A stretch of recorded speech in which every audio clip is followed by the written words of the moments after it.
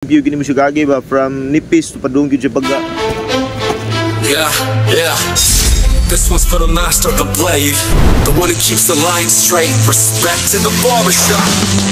He wakes up early, sets the scene, scissors in hand, keeping it clean. Every cut is a stroke of respect with the line sharp. His style's perfect, rolls up to the shop, vibes on lock in the chair. He works magic non-stop. Shave beard, hair tight on the line. Barber's king, always ready to shine. Real talk, trust is always high. Every client leaves with soul up to the sky. With the blade in hand, no line is played.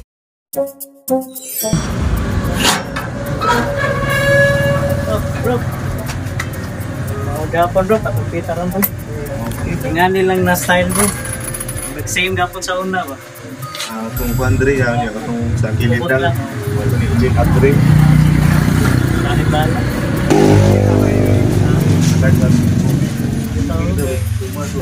Ito, lami sa kayong panahon bro. Hindi ikaw, sa bigot na ni Kuman. Pwede po gato na lang dahil kunitan na dito. Para punta magtingos. Sige.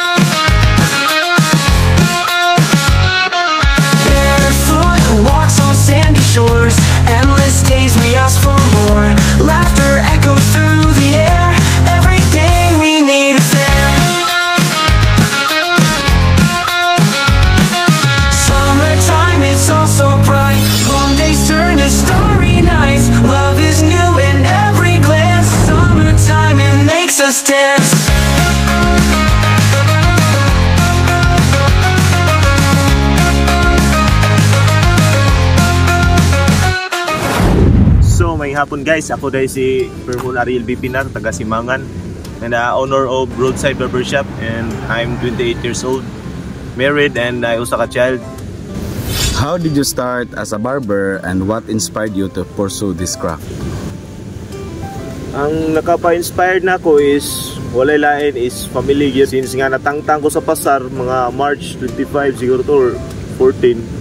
Dito ko nagsugod og sikat option ako is kining pagbarbering. To na-inspired ko kay ang kwarta na mo imuduol pod nya, usa pod passion po nako nya, art maguna siya nya. Ganahan po ko ba kay siyempre as lalaki, ganahan po kong hairstyle nga uso. So akong i-adapt sa mga laing tao, i-share na akong mga skills na ko nga bisag bago bigyan ko nagsugod, at least kanang ako mabuhat ba sa akong mga amigo, relatives, laban na karon nga murag na ako medyo gamay suki. Sa una, trip lang na ako kay sa college ko mag-inom okay, mag-inom niya. Magdadaan ko gunting na ba niya, while mag-inom usahay makatrip ko sa akong mga classmate kung nga niadtong college pa ko. And while nag-inom ako sila tupi-tupihan ba, gunting ba to niya. Karon nga naka sugod ko kuan, palit na ko gamit yung invest ko. Line up na gamito na ito ni siyang detailer para pas pino o height ang iyang pagka-lining ba sa dimple o sa iyang mga gilid-gilid.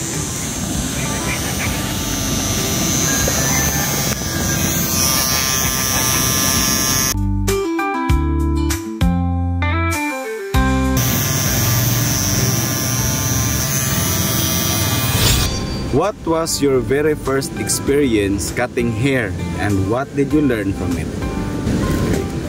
Ang first experience na ko is katong ako manghod. Tagaan man mi sa akong angle ganang razor ba nga katong dikurente bitaw sa una.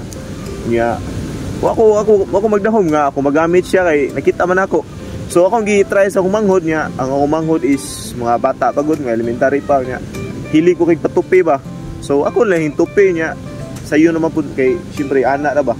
So nga akong na-experience gyud na to pag una is di mi gyud ingon nga lalim na bantura kay na siya katong murag garbit ang isa loob na to. Largon lang ana. So na yun siya proseso. So ba nga ang kanami tong murag basic nila nga gingon nga pag fading, di mi gyud siya ingon lalim gyud kinahanglan gyud nimo take time gyud ka nga at least malimpyo gyud nimo siya gagi ba from nipis to padung gyud siya pag literal gyud siya nga fade nga pagkaklaro. So diha ako murag nag-struggle ug diha gyud nang akong basic nga gikatunan. So ato lang bantayan nga ug unsay atong gilining diri sa pikas nga atong gihimong guideline. Same po dito siya sa atbang kay once maglahi ang guideline diri siya patason. Kay lahi po dito inig fade na to ana. Murag silbi hiwi siya, mas baga ang sa pikas niya, mas ubos ang diri sa kuan. So dapat pantay atong guideline.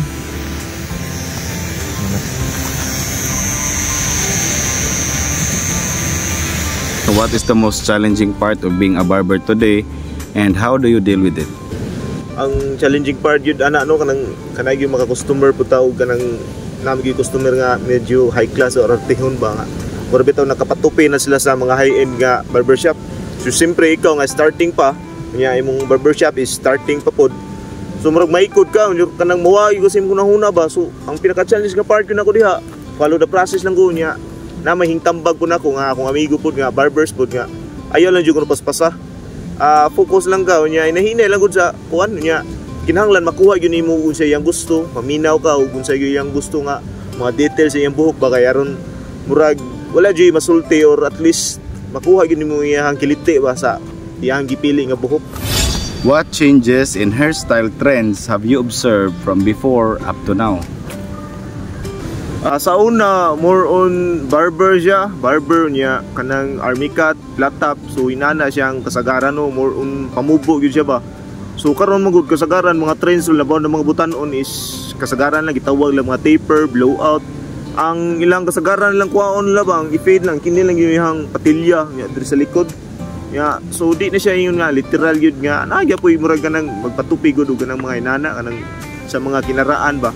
So kung nabantayan lang yun ang kalahian yung kasagaran yun kanang mga trend mao yun na ilahang kanang blowout taper, mga mid-fade, mga inana ba. So kana siya murag kanang mid-fade o gitawag ra na siya murag barber sa una pero karon murag siya hing upgrade lang siya ba na siya murag mga o kanang variety nga kana patas-on sa iyang pag-fade. So inana ang kalahian yun karon more on fade siya unya kanang di na ingon yun nga kanang mapamubo patag maayo ba. So mao na yung nabantayan sa una sa karon. So sa kada pong times nga na magpatupi na ko nga mga bata ba nga ilang parents ba. Experience gid ako na sa una kay siyempre ako nagagi po ko inana from elementary to grade 6 inana siya mga grade 6 mag ako lang patupi. Naagi si mama ba sa akong tapan patupi kay so di ko ganahan nga siya kay siya mo mag-bolt tupi. Style gid ako di ko iban ng diri ang kilid lang. So what time mahimo lagi kay mother is a great leader man so wagi tayo mahimo nga iya yung iparmi ka itong buhok buto magsakit kay sundugan usahay ka ni muli ko sa balay hilak lang ko eh mura kong gikawatan ba inana ang feelings bitaw. So sa ako apod nga part ko din mag-fade ko ako yun siyang kuha ko ng iyang distance gid sa iyang buhok ba ang iya yung clearance gid yung minimum height diri nga kapag-on sa babaw ay ako sa ubos kay once makuha na nako na ayan ako mag-adjust diri sa ubos. So ang katunggingon bro nga ang kasagaran mo git ang sa uban largo ra ka direct diri razor. Kato siya diri ang gab siguro pwede na mapud sila magsugot sa ubos niya gamitan la guard padung na babaw. So ako naguna ko diri sa babaw kaya ron ang sa ubos ari ko mag-adjust. So reverse ako So experience mo na ako sa paggamit nila ba pag blade ba. Kana gyud times gyud nga katong pag-una pa nako nga wala pa ko nagamit katong literal gyud nga blade lang ba akong gunitan. Makasama jud ko nakakapila jud ko kasama jud ko so karon akong tips lang sa di pa jud ko ingon kayo nga maayo pa ni sa ako nag-base lang focus ako nakita sa social media so ipadalin na siya sleep lang siya ning sa kokok pero makontrol nimo ang iyang paghagod ba and then dapat basa yun kaya ron sleep lang iyang blade. What are your plans for your barbershop and career in the coming years? Akong plano siguro lang ako lang siguro ipadayon sa karon nga murag na in love nang kukuha nga trabaho gud. Nya usapod murag giganahan pud ko kay nara siya sa balay makamonitor ko sa family sa akong baby nana ba. So akong plano ning barbershop pun og kaluyas Ginoo gitugot mo upgrade siguro ta or mo invest ta kay ang barbershop man gud orang kanang barbering ba kay progressive siya. So magtikadugay ang panahon na gyapon siya ba, needs man gud siya gud sa mga tao. And plano na pod puhon, ako yun ang i-investan yun nga murag mahimo na yun siya mga proper barbershop. Di lang siya ingon nga kanang bukot-bukot lang, at least kanang comfortable lang atong customer ba kay usama ko na sa pangitaon. And kana maoro na gyud siya ang kuan mo upgrade jud go og ako posible ako lang yun na ipadayon yun kay para sa ato ang future ug sa ako pong family. What message would you give to young people who want to become barbers and start their own barbershop?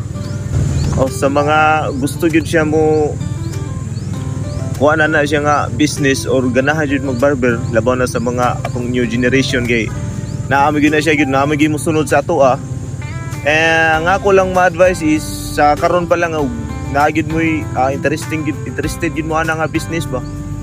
So karon social media high tech naman ta, magmili gid mo or naagid mo itanaw na nagyud nga kanang atong giingon nga mga page or mga content creator ba. Dako jud siya tabang ninyo. So kana niya usapod og murag medyo ready ni murag ganahan mo try kay syempre ganahan mo mga bering need magitag na example or atong sample lang ba palit mo gamit bisa gunting lang sa starting ba niya kanang okay na gani buy mo razor. So kana padayon lang gid kay ang kanang barbering sa akong giingon ganina progressive siya pagtikadugay ang panahon naagipon siya ba. And also ang kana siya nga business pod di gyud siya masiruhan kay ang tao magpatupi magot needs gyud siya mo nang giingon nga needs gyud siya. Okay, so unsa may imong ika-sulti sa mga kanang maayo nga pagka-serbisyo or kanang ning-reflect ra pud sa imong gitrabaho para sa imong mga balinahimo na pud imong mga suki, unsa may imong message para nila? Sa mga suki nako nga hingsalig nako no simulat dulo pa lang gid ba. Thank you jud kay ninyo, salamat kayo ug na-satisfy mo sa ako ug syempre di man ko perfect nga barbero kay syempre starting view ko nya na ko yung mga mistakes or kanang mga di pa gid ako makuha ba. Sorry kay ninyo sa katong mga napalpak no kay bawo ko naagid. Syempre as customer maglisod bigit ag approach sa barbero nga sayo. So kana thank you jud kay sa pagsalig sa mga nabalik-balik. Thank you jud kay ninyo usa mo sa party gyud sa akong journey, usa mo sa ako ang na-consume nga gitawag nga income ba nga nakasuporta sa akong pamilya. Thank you jud kay ninyo. Daghan salamat.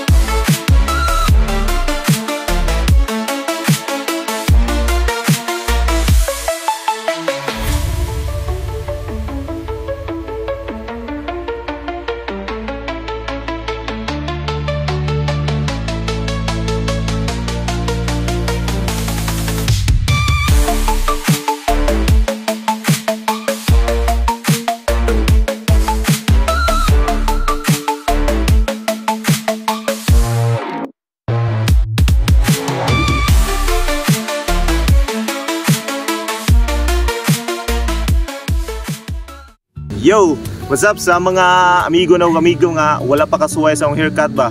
Kung musalig mo na ako, sawa pa kasuway, panuway na mo. And nara siya dapit sa Imay nga agency, dapit sa Simangan, Santo Niño, diha kilid sa river, waylain diha, naidako nga logo, roadside. Ug invite mo tanan diha. Please like and follow po sa akong page, Mons Cuts. And malink naman na permis ako ang account. And thank you po sa pagsuporta. Bisag ginagmay lang nga likes or share, ako na kayo nagtabang.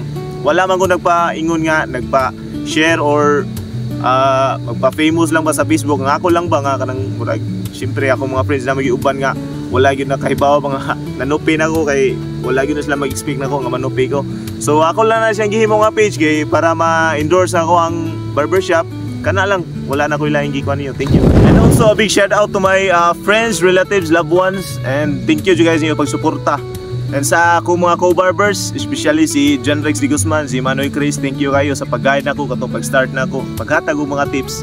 And thank you sa akong family, mama, papa, akong manghod, and akong baby, syempre akong asawa, thank you kayo. So gi-invite mo tanan sa pagtan-aw sa Earl Alqueza Entertainment Sidlak Isabel Pips episode. And please like ko guys, suporta kay taga-ato ni. Please like, share and follow sa iyang pong page sa FB and sa YouTube. Let's go! Ako day si Paul Din Ikay, Kuliapoy from Cantoron. So ako magatuyo lang jud ko gara sa Isabel para magpatupi sa iya kay makakuan mo ko nga komportable ko sa iyang pagtupi. Then always mo ko naadyo ko sa Cebu, pero nung diri na ko diri sa Leyte, naadyo ko niya magpatupi murag na nahimo na nako siyang suki kay kanang ganahan ko siyang pagtupi niya, hygiene ba. Mupili jud ko siya niya, komportable sa ko the way siya motupi. Iyang area sa kay chill ra pud kayo kay murag naara sa balay lang ba kanang mas ganahan mo ko ganyan la kaysa nang naa sa sentro. Mas maka-feel ko saktong ambience nga chill lang ba. Dilipod ko na pa di music, so nice kayo, chill ra po kayo. So encouragement na termina ko madungog sa akong family is siyempre akong wife yun, balik ka supportive sa mga good things nga akong gibuhat. So even though barbering di mo lang gid ako makita diya usahay tagduha lang tagtulo, iya jong lift up yung guys, surrender, at least wala ka ma-zero. Inanam yung kuno ng business o other business gani siguro na may kusog na po hinay. So inana po sa barbering na ay panahon ng kusog, na po panahon ng hinay. So natural na siya. So wag yun ako nag-mind dun nga, mingon nga, syempre starting pa ko, daghan ko customer.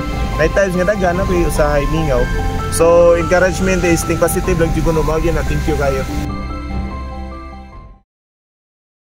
So guys, so og mahuman mo ning episode no, pwede gyud kayo mumutan na sa last episode. Si Ate naman kukulon nga sa Bantigi ug si Sir Von nga enduro rider sa atong Isabelite. Please guys, suporta.